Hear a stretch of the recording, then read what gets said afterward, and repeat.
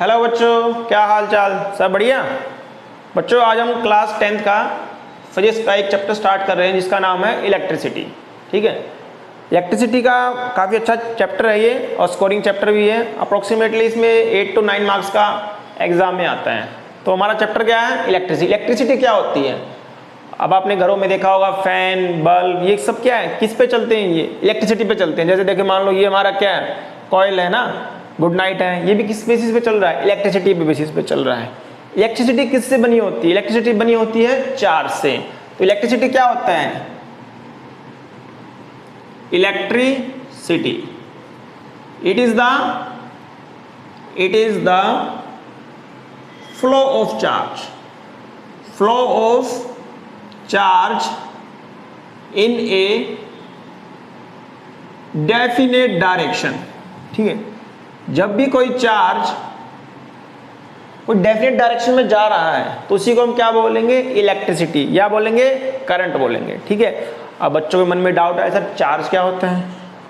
Charge एक atoms का या मटेरियल का प्रॉपर्टी है। जैसे आप लोगों ने बचपन में ऑब्जर्व किया होगा, जब भी हम कोई कंघी करते हैं, अगर किसी के पास लेके जाते हैं, कागज के पास या पीसेस ऑफ पेपर के पास लेके जाते हैं, तो क्या उससे वे अट्रैक्ट हो जाते हैं। ये क्यों अट्रैक्ट हो जाते हैं? बिकॉज ऑफ चार्ज डेवलपमेंट, है ना। इन पे क्या एक चार्ज डेवलप हो जाता है, उसी को हम क्या बोलते हैं? ये क्या होती है? एक मैटर की प्रॉपर्टी होती है। क्या होता है? चार्ज। ठीक है, it is the property of matter. क्या होती है ये? It is the property of matter. एक मैटर की क्या है? ये प्रॉपर्टी है। ठीक है, चार्ज दो टाइप के होते हैं। Charge are it is of two types. कितने टाइप के होते हैं ये? दो टाइप के होते हैं। कौन कौन से?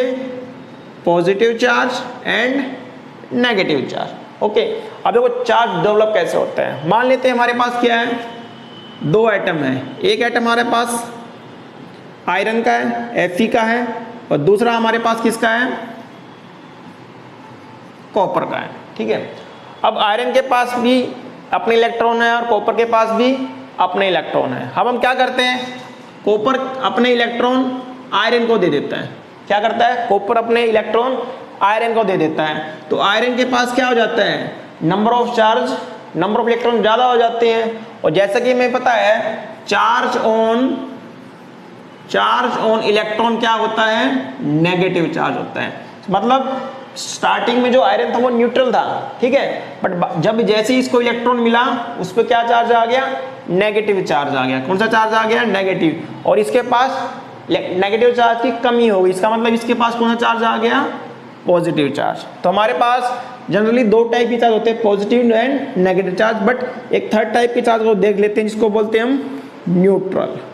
क्या बोलते हैं हम? न्यूट्रल बोल देते हैं। ठीक है, समझ में आया? मतलब कॉपर के एटम ने अपना इलेक्ट्रॉन अगर आयरन को दे देता है तो उसके पास शॉर्टेज ऑफ इलेक्ट्रॉन हो गया, मतलब उसका नेगेटिव चार्ज कम हो गया, मतलब उसके पास पॉजिटिव चार्ज आ गया। और आयरन के पास क्या हो गए? नेगेटिव चार्ज ज्यादा हो गया। तो iron negative and copper will be C+। Okay, this is the concept of negative and positive charge. Okay,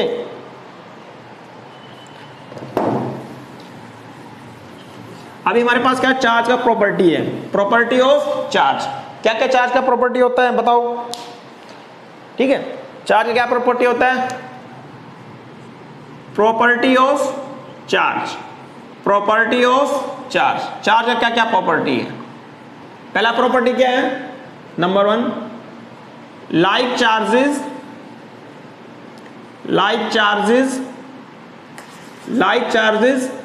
repel each other. क्या करते हैं? Repel each other.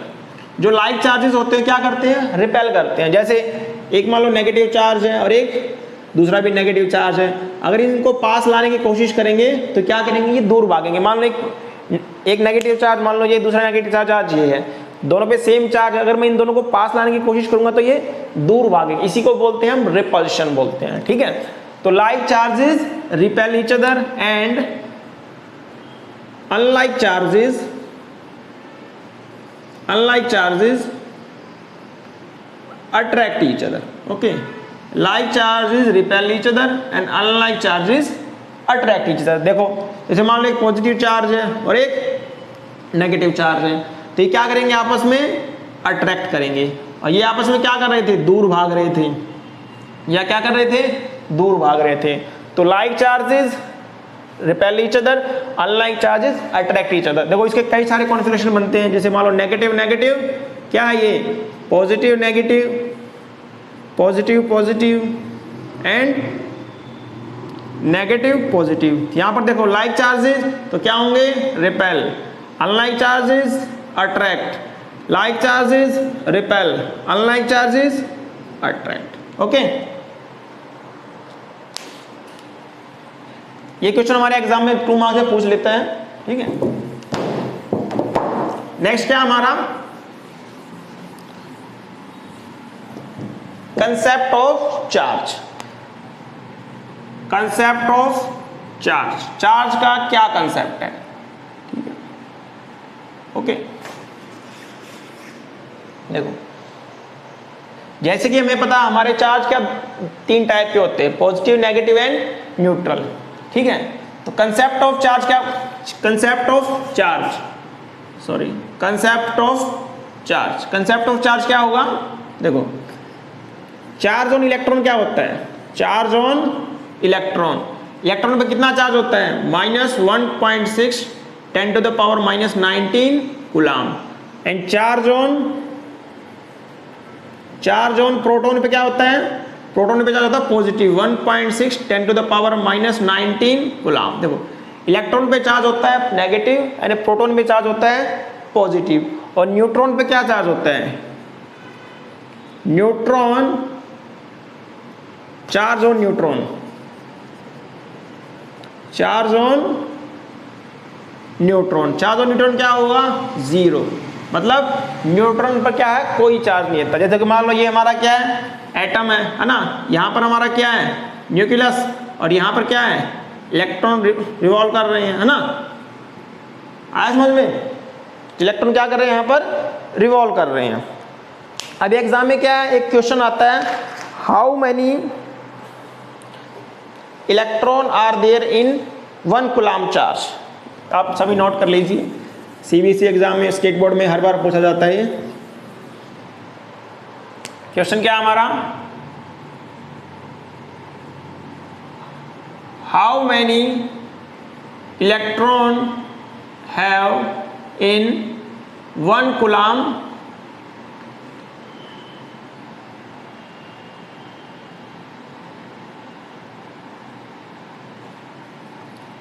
How many electron have in 1 coulomb charge. 1 coulomb charge के अंदर कितने electron हैं, ठीक है, 1 coulomb charge में कितने इलेक्ट्रॉन हैं, ओके,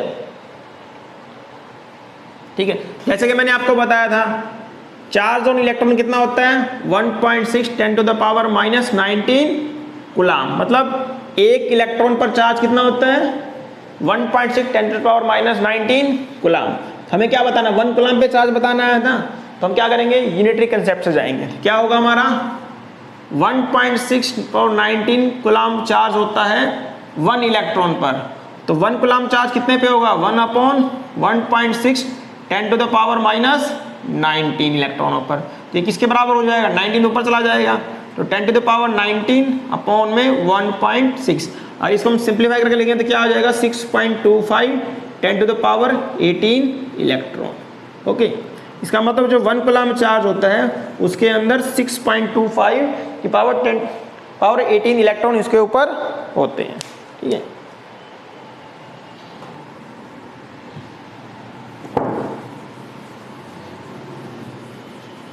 आ रहा है सबको समझ में, ठीक है। नेक्स्ट हमारा क्या है, इलेक्ट्रिसिटी। इलेक्ट्रिसिटी क्या होती है, ठीक है, इलेक्ट्रिसिटी 2 टाइप की होती है, एक होती है हमारी स्टैटिक इलेक्ट्रिसिटी, क्या होती है, स्टैटिक इलेक्ट्रिसिटी, और सेकंड होती है हमारी करंट इलेक्ट्रिसिटी। क्या होती है, current electricity, okay, static electricity and current electricity. Static electricity किसको बोलते हैं, स्टैटिक इलेक्ट्रिसिटी वो इलेक्ट्रिसिटी होती है जिसके अंदर चार्ज क्या रहता है, रेस्ट पे होता है। Charge at rest is called static electricity. Okay, charge at rest is called static electricity and charge in motion, क्या बोलेंगे इसको, charge in motion. Charge in motion is called current electricity. क्या हो जाएगा, charge in motion is called current electricity. ठीक है, कई बार definition पूछ लेता है what is current electricity and what is static electricity. Okay, next चलते हैं हमारा, व्हाट इज करंट। करंट क्या होता है ना, करंट क्या होता है, व्हाट इज करंट। ओके, क्या होता है current, the flow of charge in a particular direction, the flow of charge in a particular direction is called current। ठीक है, इसको हम, it is represented by I, it is represented by I, इसको हम किससे रिप्रेजेंट करते हैं, I से रिप्रेजेंट करते हैं। तो क्या हो जाएगा, कर I is equal to Q by T. Here I क्या है, करंट है। ओके, एंड Q क्या है हमारा, चार्ज है, और T क्या हमारा, टाइम है। तो करंट क्या हो गया, the flow of charge in a particular direction is called current. ठीक है, जैसे मान लो देखो, ये क्या हमारा कंडक्टर है, मान लो क्या हमारा आयरन का रोड है। ठीक है, अब हम क्या ऑब्जर्व, इसमें क्या है, अगर मान लो इसमें क्या इलेक्ट्रॉन भरे पड़े हैं, इलेक्ट्रॉन ऐसे भरे पड़े हैं। ठीक है, अब इसमें क्या है, इलेक्ट्रॉन, बहुत सारे इलेक्ट्रॉन हैं। अगर ये सभी इलेक्ट्रॉन एक पर्टिकुलर डायरेक्शन में मूव करते हैं, एक पर्टिकुलर डायरेक्शन में मूव करते हैं, तो हमें क्या देंगे, ये करंट देंगे। Okay, flow of charge in a particular direction is called current. Okay, अब करंट का एसआई यूनिट क्या होता है, एसआई यूनिट ऑफ करंट क्या होता है, एसआई यूनिट क्या होता है इसका, एम्पियर होता है। क्या होता है, एम्पियर होता है। ठीक है, और करंट को मेजर कैसे करते हैं, current is measured by ammeter.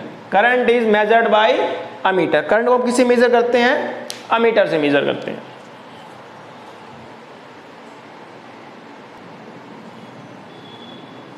आया सबको समझ में। नेक्स्ट हमारा क्या है, व्हाट इज अमीटर। अमीटर क्या होता है, अभी मैंने बताया करंट किससे मेजर करते हैं, हम अमीटर से करते हैं। तो अमीटर क्या है, अमीटर एक डिवाइस है ना, अमीटर एक इंस्ट्रूमेंट है। अमीटर क्या है, एक इंस्ट्रूमेंट है जिसकी हेल्प से हम क्या करते हैं, करंट को मेजर करते हैं। ठीक है, तो लिखो ammeter, it is a device, it is a device which is used to measure current in a circuit। ठीक है, एक सर्किट के अंदर करंट को मेजर करने के लिए जो डिवाइस होती है, इंस्ट्रूमेंट होता है, उसी को हम क्या बोलते हैं, हम अमीटर बोलते हैं। ठीक है, जैसे देखो ये मान लो ये हमारा सर्किट है। ठीक है, ये मान लो हमारा ये सर्किट है। ठीक है, यहां पर हमने क्या लगा दिया, अमीटर लगा दिया। ठीक है, ammeter is a device which is used to measure current in a circuit is called ammeter. Ammeter का कुछ प्रॉपर्टी होता है, क्या प्रॉपर्टी है इसका, ये 2 मार्क्स में पूछ लेता है कई बार। प्रॉपर्टी क्या क्या है, it is always connected in series. इसको ऑलवेज किस में कनेक्ट करते हैं हम? सीरीज में कनेक्ट करते हैं। सेकेंडली क्या क्या है?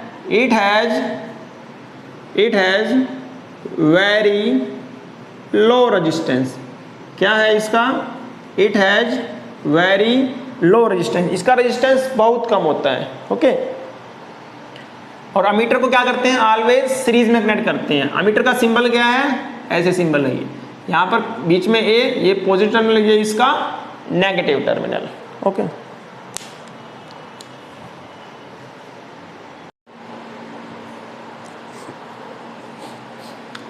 अब हम एक करंट इलेक्ट्रिसिटी पर एक न्यूमेरिकल करते हैं जो कि कई बार सीबीएसई में पूछा जाता है। तो क्या न्यूमेरिकल हमारा? An electric bulb draw a current of 0.5 ampere for 20 minutes, calculate the amount of charge that flow the circuit. देखो इसको कैसे करते हैं हम। हमें क्या दिया हुआ है? देखो अभी हमने क्या न्यूमेरिकल पढ़ा था, क्या फॉर्मूला था हमारा? I is equal to Q by T. I क्या था हमारा? करंट था, है ना, और क्यू था हमारा चार्ज, और टी क्या था हमारा? टाइम। करंट को किस में मेजर करते हैं हम? एम्पियर में, और चार्ज को कूलाम में, और टाइम को सेकंड। ठीक है, इसको सब बच्चों को नोट कर लेना और याद कर लेना है। अभी न्यूमेरिकल करते हैं। अब क्या कह रहा है? एक इलेक्ट्रिक बल्ब है जो कितना करंट ड्रा कर रहा है? 0.5 एम्पियर। कितने मिनट के लिए? 20 मिनट के लिए। हमें बताना है वो कितना उस सर्किट के थ्रू चार्ज फ्लो होगा। तो हमें क्या गिवन है? आई गिवन है। आई कितना है हमारा? 0.5 एम्पियर, और टाइम कितना हमारा?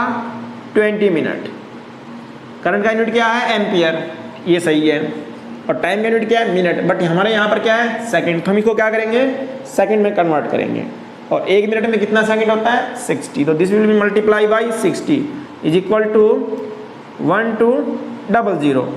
तो हमारा फॉर्मूला क्या है? I is equal to Q by T. तो I कितना हमारा? 0.25 इज इक्वल टू क्यू हमें फाइंड आउट करना है, और टाइम कितना हमारा? 1200। अब क्या करते हैं? इसको क्रॉस मल्टीप्लाई करते हैं। तो यहाँ से हमें क्या मिला?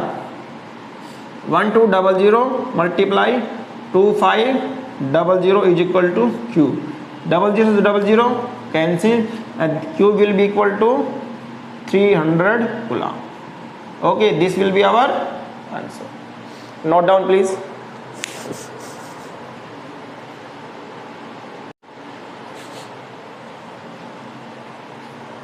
अब हम करेंगे हमारा new topic electric potential. Electric potential का कंसेप्ट मोस्टली बच्चों को समझ में नहीं आता, तो मैं आपको एक एग्जांपल के थ्रू इसको क्लियर करूंगा। देखो सपोज करो हमारे पास एक टैंक है, वाटर टैंक, एक बड़ा वाटर टैंक है और एक छोटा वाटर टैंक। ओके, मान लेते हैं दोनों इस सेम साइज के हैं। Okay, both are of same size, but ये हमारा टैंक ए है और ये टैंक हमारा वाटर टैंक बी है। इसमें क्या है? पानी भरा हुआ है। क्या है? वाटर। दोनों टैंक में क्या है? वाटर। हमने क्या किया? इस टैंक ए को टैंक बी से पाइप के थ्रू कनेक्ट कर दिया। तो क्या होगा? वाटर का डायरेक्शन क्या होगा? वाटर का डायरेक्शन क्या होगा? वाटर विल बी, क्या होगा डायरेक्शन? वाटर का डायरेक्शन क्या होगा? From A to B. ऐसा क्यों हुआ? क्यों हुआ? इसका रीजन क्या है?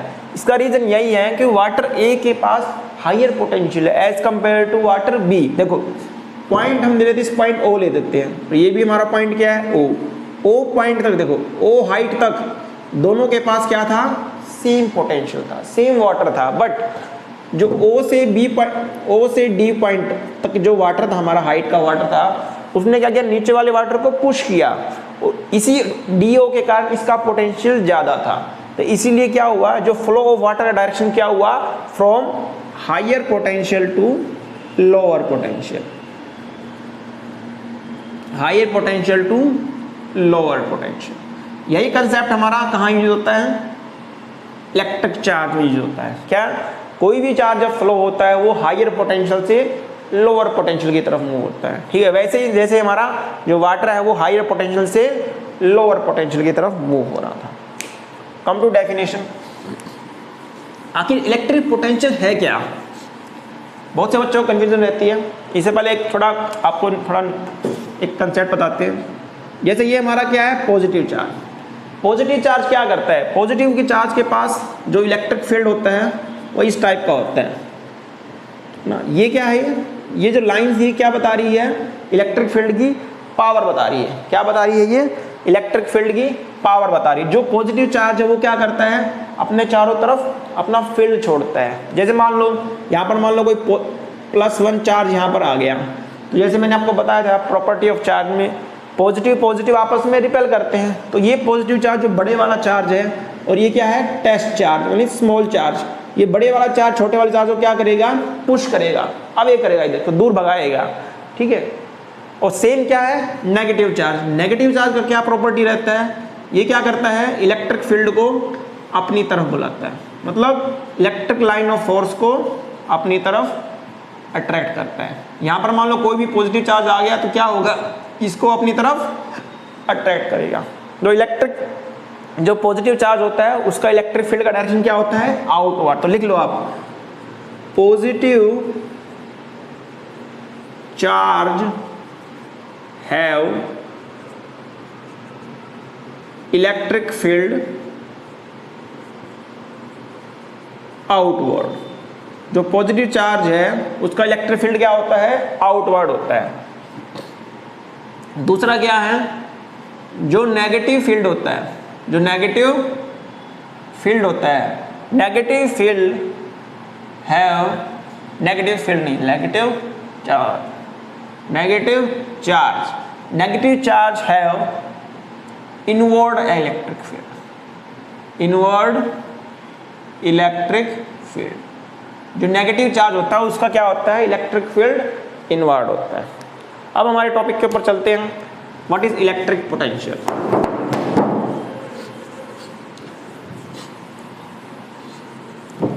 जैसा कि हमने पता है कि जो लाइक चार्जेस है वो रिपेल करते हैं, ठीक है। जैसे मान लिया हमारे पास क्या है, एक बड़ा चार्ज है, बड़ा चार्ज क्या है, पॉजिटिव चार्ज है, बड़ा पॉजिटिव चार्ज है, ठीक है। अब इसका इलेक्ट्रिक फील्ड क्या होगा, आउटवर्ड होगा, ऐसे होगा ना, ऐसे होगा, इसका इलेक्ट्रिक फील्ड क्या होगा, आउटवर्ड होगा। मान लिया एक पॉइंट है यहाँ पर ए पॉइंट, और यहाँ बहुत दूर एक पॉइंट है बी पॉइंट, इसको लेट स्पेस कह देते हैं, let this is infinity point. Infinity मतलब बहुत दूर है वो। अब हमें मान लो एक पॉजिटिव चार्ज को, +1 पॉजिटिव चार्ज को हमें पॉइंट बी से पॉइंट ए लेके आना है, तो क्या होगा, इलेक्ट्रिक फील्ड तो इसको क्या करेगा, पॉजिटिव पॉजिटिव रिपेल, इसको क्या करेगा, रिपेल करेगा। बट हमें इसको क्या करना है, पॉइंट बी से उठाकर पॉइंट ए पर लेके आना है, पॉइंट बी से उठाकर पॉइंट ए पर लेके आए, तो क्या करना पड़ेगा, हमें अपनी तरफ से कुछ वर्क करना पड़ेगा। इसी वर्क को हम क्या बोलते हैं, हम इलेक्ट्रिक पोटेंशियल बोलते हैं। आया समझ में, तो इसका डेफिनेशन लिखो, electric potential is defined as the work done to move a unit positive, क्या बोला मैंने, unit positive, work done to move a unit positive test charge, क्या बोला मैंने, test charge from infinity to that point, infinity to that point। मतलब हमें इस test charge को बी पॉइंट से ए पॉइंट तक लेके आने में कितना वर्क करना पड़ेगा, इसी वर्क को हम क्या बोलते हैं, हम इलेक्ट्रिक पोटेंशियल बोलते हैं। इलेक्ट्रिक पोटेंशियल को it is represented by V। हम इलेक्ट्रिक पोटेंशियल को V से रिप्रेजेंट करते हैं, ठीक है। इसका फॉर्मूला क्या होगा, W is equal to work done from B to A upon Q। क्या हो जाएगा, work done from B to A, मतलब इलेक्ट्रिक पोटेंशियल को कैसे मेजर करेंगे, work done from B to A।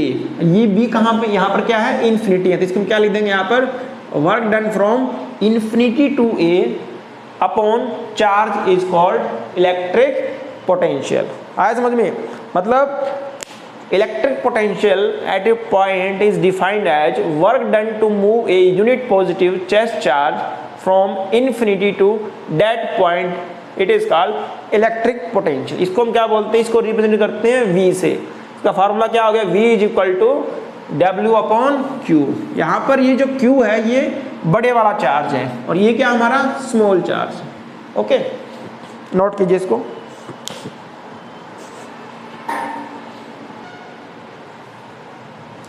देखो नेक्स्ट कंसेप्ट क्या है, ये हमारे इलेक्ट्रिक पोटेंशियल के जैसा ही है, electric potential difference. Electric potential difference क्या होता है, वही मान लो हमारा पास क्या एक बड़ा पॉजिटिव चार्ज है ना, और इसका फील्ड क्या है, आउटवर्ड फील्ड है इसका, ठीक है, मैंने जैसे आपको पिछले कंसेप्ट में बताया। अब हमें क्या करना है, एक चार्ज जो पॉइंट बी पर है उसको उठाकर हमें पॉइंट ए पर लेके आना है, और इस जो चार्ज टेस्ट चार्ज को बी से उठाकर ए तक लेके आने में हमें कितना वर्क करना पड़ा, उसी को हम क्या बोलते हैं, इलेक्ट्रिक पोटेंशियल डिफरेंस। दोनों में चेंज है, इलेक्ट्रिक पोटेंशियल अलग है, इलेक्ट्रिक पोटेंशियल डिफरेंस अलग है। इलेक्ट्रिक पोटेंशियल मैंने क्या बोला था, work done from infinity to that point, और इसमें मैंने क्या बोला है, from one point to another point. इसी को हम क्या बोलते हैं, इलेक्ट्रिक पोटेंशियल डिफरेंस। देखो इलेक्ट्रिक पोटेंशियल को किससे रिप्रेजेंट करते हैं हम, डेल्टा V से। ओके, डेफिनेशन लिखो, electric potential difference is defined as the work done to move a unit positive test charge from one point to another point, from one point to another point। Electric potential difference क्या है, किसी charge को एक point से उठाकर दूसरे point तक लाने में हमें कितना वर्क करना पड़ा, उसी को हम क्या बोलते हैं, इलेक्ट्रिक पोटेंशियल डिफरेंस बोलते हैं। इसका हमारा फॉर्मूला क्या हो जाएगा, delta V is equal to work done from B to A, work done from B to A upon Q। Q क्या हमारा बड़े वाला चार्ज, आया समझ में सबको। मतलब electric potential difference is defined as work done from B to A। Okay, देखो इसमें कई बार क्वेश्चन पूछता है डिफाइन 1 वोल्ट, है ना, डिफाइन 1 वोल्ट। 1 वोल्ट को कैसे डिफाइन करेंगे, देखो आज मैं आपको फॉर्मूला के बेसिस पर डेफिनेशन बनाना सिखाता हूँ, ठीक है। इसी को लेते हैं हम। देखो हमारे पास क्या है, डिफाइन 1 वोल्ट, तो 1 वोल्ट को कैसे डिफाइन करेंगे, देखो यूनिट ऑफ इलेक्ट्रिक पोटेंशियल क्या होता है, वोल्ट। ओके, और V क्या हमारा, V को किस में मेजर करते हैं हम, वोल्ट में। W क्या हमारा, वर्क। ओके, और Q क्या हमारा, चार्ज। ओके, वर्क को किस में मेजर करते हैं, जूल में। ओके, और चार्ज किस में मेजर करते हैं, कूलाम में। ओके, देखो 1 वोल्ट को डिफाइन करेंगे। 1 वोल्ट क्या होता है, ठीक है, क्या होता है 1 volt, electric potential at a point is said to be 1 volt. Electric potential, देखो electric potential is said to be 1 volt if, क्या बोला, इफ 1 जूल ऑफ, यहां पर देखो वर्क डन क्या है, देखो यहां पर मैंने लिख दिया 1 वोल्ट, यहां पर 1 जूल, यहां पर मैंने क्या लिखा, 1 volt is equal to 1 joule upon 1 coulomb. ठीक है, तो क्या हो जाएगा, electric potential is said to be 1 volt if 1 joule of work is done to bring a charge of 1 coulomb.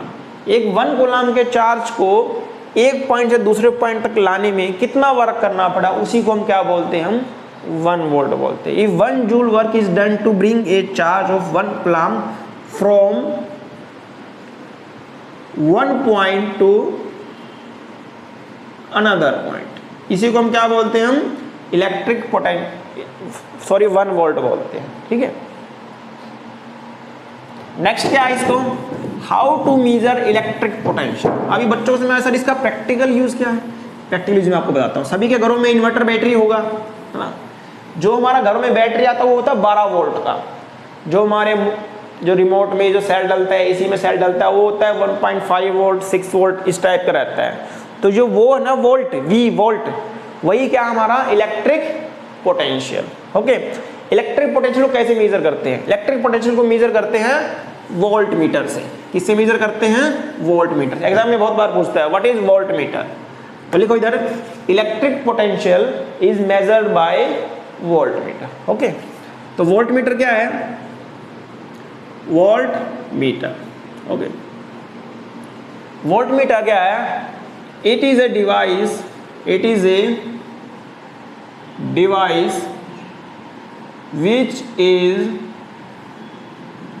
used to measure electric potential, used to measure electric potential across the circuit. Okay, इसका कुछ property रहता है। Property क्या है इसका? It is always connected in parallel। किसमें? Parallel में। देखो ये हमारा सेम अमीटर जैसा है। अमीटर को किसमें कनेक्ट करते थे हम? सीरीज में, और वोल्ट मीटर को पैरेलल में। सेकंड प्रॉपर्टी क्या है? It has very low resistance. इसका क्या it has very high resistance. It has very high resistance. इसका रेजिस्टेंस क्या है? बहुत ज़्यादा है। तो इसको एक डायग्राम बनाते हैं। जैसे मान लो ये क्या हमारा रजिस्टर, ठीक है,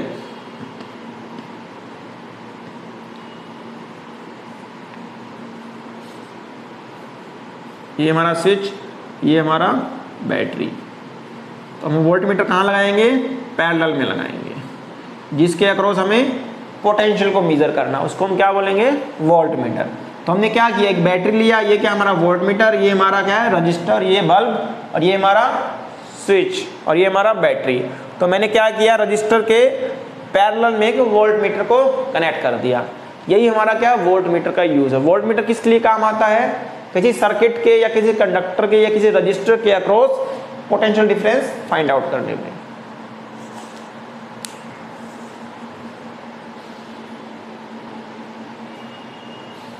देखो हम एक इलेक्ट्रिक पोटेंशियल के ऊपर न्यूमेरिकल करते हैं जो CBSE 2008 में आया हुआ है। क्या है ये? देखो पोटेंशियल के ऊपर हर साल CBSE में एक न्यूमेरिकल जरूर आता है, ठीक है। How much work is done to moving a charge of 2 coulomb from a point at electric potential 118 volt to a point 128 volt, ठीक है। हमें क्या करना है? कितना वर्क करना पड़ेगा? एक चार्ज कितना है? 2 कूलम को एक पॉइंट से उठाकर दूसरे पॉइंट तक ले जाने में, ठीक है, कितना वर्क करना पड़ेगा? जैसे मैंने आपको देखो फॉर्मूला बताया था। देखो अभी आपको सारे फॉर्मूले बता देता हूं, अब तक कौन कौन से फॉर्मूले हमने कवर किए। देखो पहला फॉर्मूला क्या था? I = Q/T। दूसरा फॉर्मूला था हमारा V = W/Q। और नेक्स्ट फॉर्मूला क्या था हमारा? Delta V = work done from B to A upon Q। इसको हम एक तरीके से लिख सकते हैं VB - VA = work done from B to A upon Q। ये सारे फॉर्मूले आप नोट कर लीजिए। इसके बाद न्यूमेरिकल क्या करते हैं, ठीक, नोट कर लिया, आगे बढ़ते हैं। देखो अब क्या कह रहा है? How much work is done. हमें मतलब W निकालना, वर्क निकालना है हमें। वर्क कितना वर्क किया? चार्ज कितना हमारा? 2 कूलम की चार्ज कितना है? 2 कूलम फ्रॉम ए पॉइंट 118, मतलब हमारा पॉइंट A पे कितना पोटेंशियल है? 118। मैंने मान लिया वो पॉइंट A है, ओके। और VB कितना हमारा? 128, मतलब हमें एक चार्ज को 128 से उठाकर 118 तक लेके आना है। और कितना वर्क करना पड़ेगा? हमारा फार्मूला क्या है? देखो ये फार्मूला यूज लगेगा हमारा, मोस्टली टाइम हमारा यही फार्मूला यूज लगता है, ठीक है। तो क्या हो जाएगा? VB - VA = work upon charge. तो VB कितना है? 128 minus 118 is equal to work हमें निकालना है। चार्ज कितना है? 2 कूलम। तो कितना हो जाएगा ये? 10 is equal to W upon Q, cross multiply करो तो कितना आ जाएगा 20 इज इक्वल टू वर्क। तो यहाँ हम यूनिट लिख देते हैं 20 joule is equal to work. Unit हमें यहाँ साथ में लिखना है, ठीक है, नहीं तो हमारा हाफ मार्क्स कट जाएगा। आया सबको समझ में?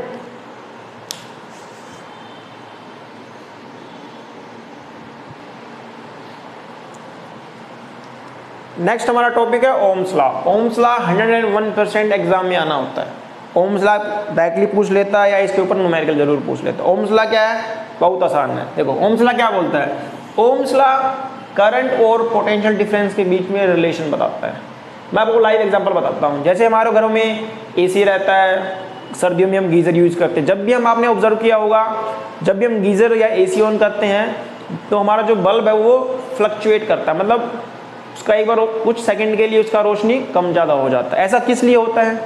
ऐसा इसलिए होता है जब हम एसी या गीज़र को ऑन करते हैं तो एसी या गीज़र क्या करता है, ज़्यादा करंट ड्रॉ करता है। ओके, करंट ज़्यादा ड्रॉ किया तो करंट ज़्यादा ड्रॉ करने से क्या होगा, जो हमारे घरों में जो 220 वोल्ट की सप्लाई आ रही थी वो अफेक्ट होगी। इसलिए क्या करता है, वो एक बार फ्लक्चुएट करता है। ठीक है, ओम्स लॉ क्या कहता है?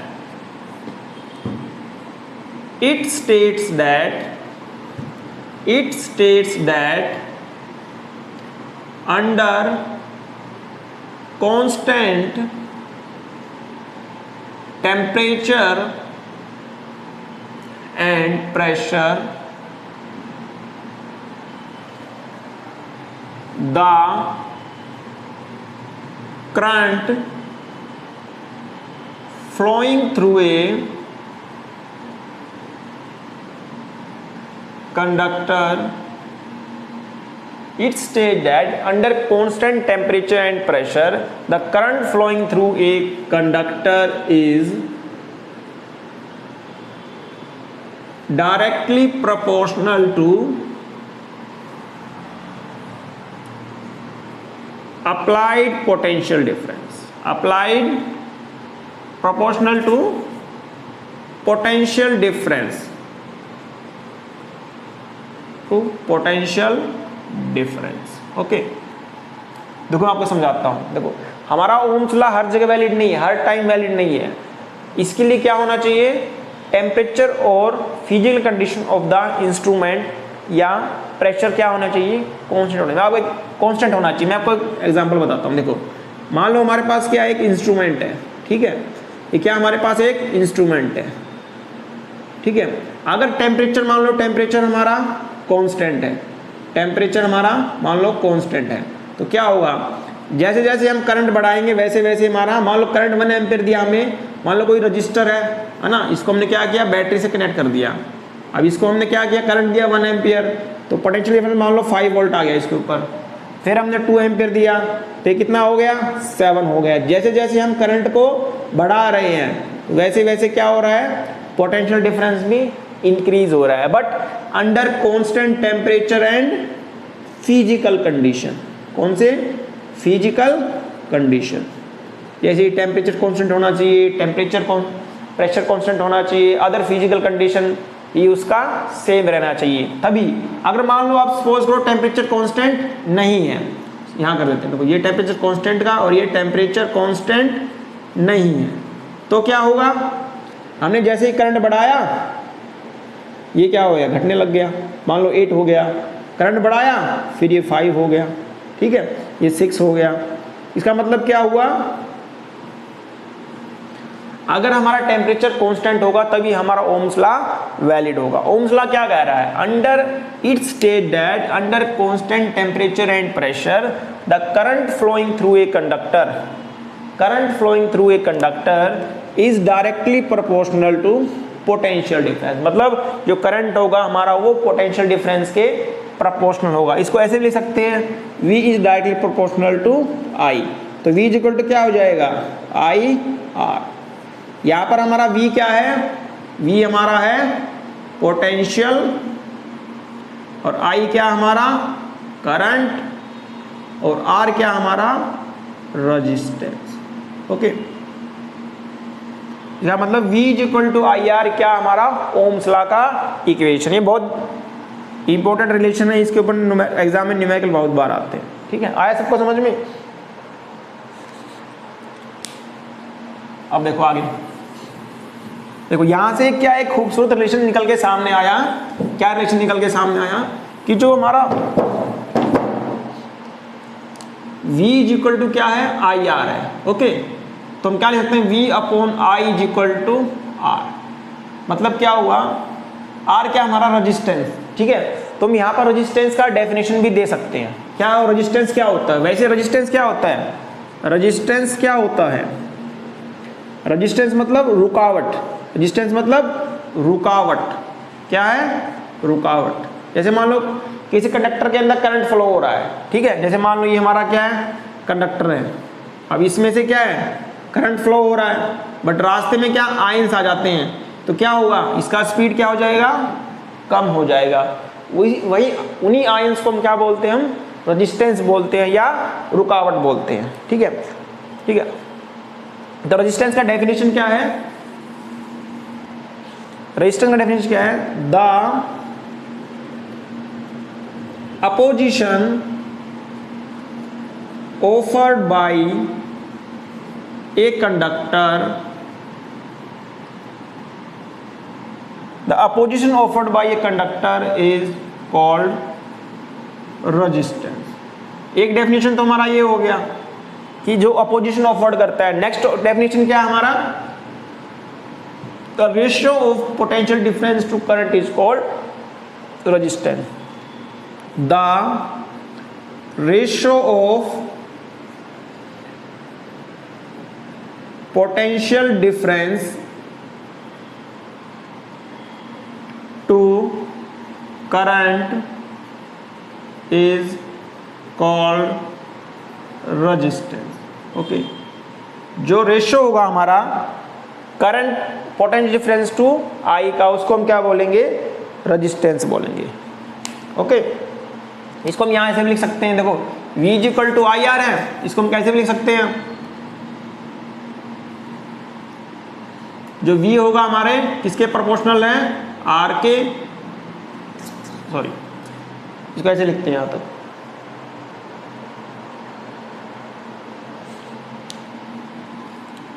तो V is equal to I R हमारा। ठीक है, अगर हम क्या करते हैं, करंट को कांस्टेंट रखते हैं, अगर हम क्या करते हैं, करंट को क्या रखते हैं, कांस्टेंट रखते हैं। मान लो हमने करंट को कांस्टेंट रखा, अगर हम पोटेंशियल को डिफरेंस को बढ़ाएंगे तो हमारा रेजिस्टेंस भी बढ़ेगा। ठीक है, देखो मान लो हमारा करंट कांस्टेंट है और हम R पोटेंशियल को बढ़ाते हैं तो हमारा R भी क्या है, ऑटोमेटिकली बढ़ेगा। अगर हम करंट को कांस्टेंट रखते हैं और वोल्टेज को कम करते हैं तो रेजिस्टेंस भी हमारा ऑटोमेटिक कम हो जाएगा। Okay,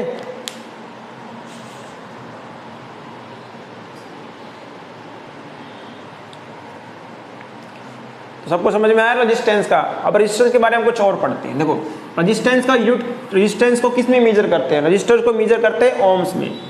resistance is measured in ohms, इसका यूनिट क्या है, ओम है इसका यूनिट। इसे किस में मेजर करते हैं, हम ओम में मेजर करते हैं। ठीक है, अब रेजिस्टेंस किस किस पर डिपेंड करता है ना, रेजिस्टेंस किस किस पर डिपेंड करता है।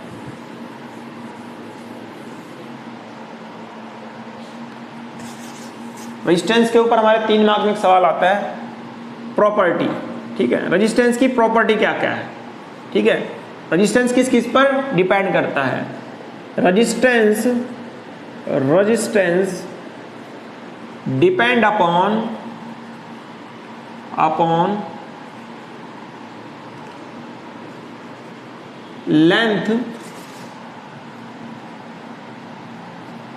Length of wire, comma thickness of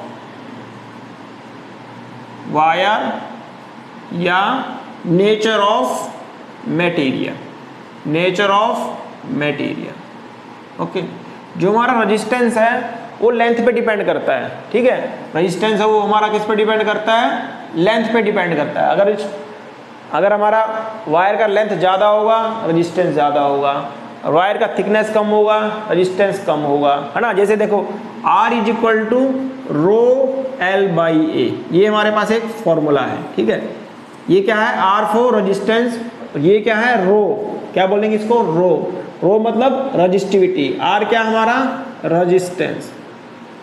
क्या हमारा रेजिस्टेंस, और रो क्या हमारा, इसको बोलते हैं रो क्या हमारा रजिस्टिविटी, ओके। और एल क्या है, लेंथ ऑफ कंडक्टर, और ए क्या हमारा एरिया ऑफ क्रॉस सेक्शन, जो हमें बताता है वायर हमारा मोटा है या पतला है, okay. Area of cross section, okay. तो रेजिस्टेंस है is equal to rho L by A. देखो रेजिस्टेंस कैसे बढ़ेगा, लेंथ बढ़ेगी तो रेजिस्टेंस बढ़ेगा। देखो लेंथ बढ़ा रेजिस्टेंस बढ़ा, अगर एरिया बढ़ेगा मतलब थिकनेस बढ़ेगी तो रेजिस्टेंस क्या होगा, कम होगा। इसीलिए आपने देखा होगा जो बाहर मोटे मोटे वायर लगे होते हैं उसमें क्या होता है, रेजिस्टेंस कम होता है, ओके। और रो क्या है, रजिस्टिविटी, ओके। अब एग्जाम में कई बार पूछता है डिफाइन 1 ओम। 1 ओम को डिफाइन करना है हमें, कैसे डिफाइन करना है, 1 ओम। 1 ओम को कैसे डिफाइन करेंगे बताओ। देखो मैंने बताया था कोई भी डेफिनेशन लिखना है तो इसके लिए सबसे पहले हम उसको फॉर्मूले से ही निकालेंगे। तो क्या था, V is equal to I R, तो R किसके बराबर हो गया, R is equal to V upon I, ठीक है। अब हमें करना क्या है, रेजिस्टेंस को किसमें मेजर करते हैं, ओम में, और I को एम्पियर में, ओके, और V को वोल्टेज में, ठीक है। तो 1 ओम को डिफाइन करो, लिखो, it is defined as the resistance of a wire, the resistance of a wire is said to be 1 ohm if resistance of wire is said to be 1 ohm if 1 volt potential difference, मैं इसको PD लिख रहा हूँ, potential मतलब potential difference मतलब PD, if 1 volt potential difference is applied across the conductor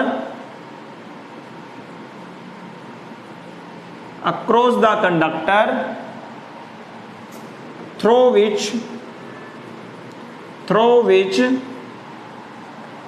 1 ampere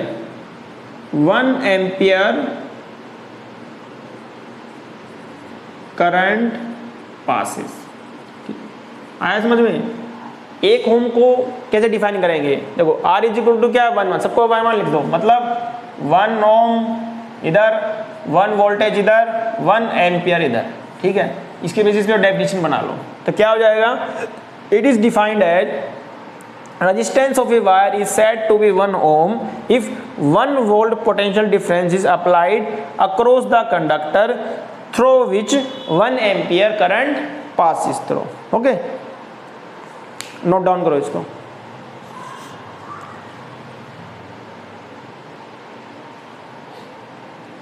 आया सबको समझ में। अब हम करते हैं